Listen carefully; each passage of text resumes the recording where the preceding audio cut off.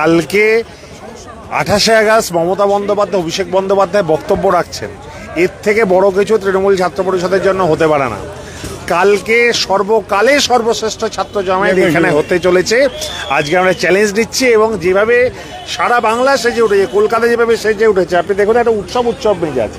আজকে এই পর্যায়ে দেখে যাচ্ছেন, রাত্রিবেলা 12টা 1টা 2টোয় যখন ঢুকবেন তখন দেখতে পারবেন যে এখানে সুন্দর করে আরও সুসজ্জিত অবস্থায়।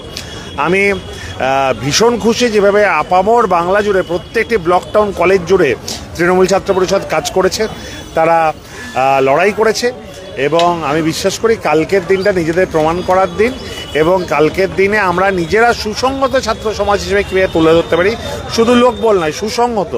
এবং আমরা কিন্তু প্রত্যেক জায়গায় বলেছি যাতে কোনো পরীক্ষার্থীর যদি কোনো জায়গায় কোনো সমস্যা হয় সেটা কিন্তু দেখবে তৃণমূল ছাত্র পরিষদ। আমাদের ভলেন্টিয়াররা থাকবে, আমাদের সহযোদ্ধারা থাকবে, যারা বিভিন্ন জায়গা থেকে আসছে, ট্রেনে বাসে করে যারা থাকবে, তারা প্রয়োজনে নিজেরা নেবে গিয়ে আগে পরীক্ষার্থীদের ওঠার সুযোগ করে দেবে, কারণ এটাই তৃণমূল ছাত্র পরিষদ, এটাই শিক্ষা।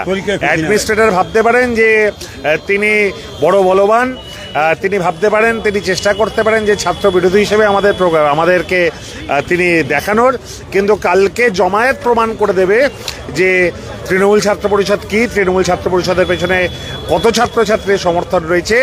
এবং আমি চ্যালেঞ্জ করে দেবো, ওপেন চ্যালেঞ্জ করে দেবো, তৃণমূল ছাত্র পরিষদ বাদ দিয়ে যতগুলো ছাত্র সংগঠন আছে সবাই সম্মিলিতভাবেও এর অর্ধেক যদি কোনো প্রোগ্রাম করতে পারে, আমাদের ভলিউমের হাফও যদি কোনো সবকটা সংগঠন মিলে করতে পারে, আমরা প্রমাণ করে দেবো।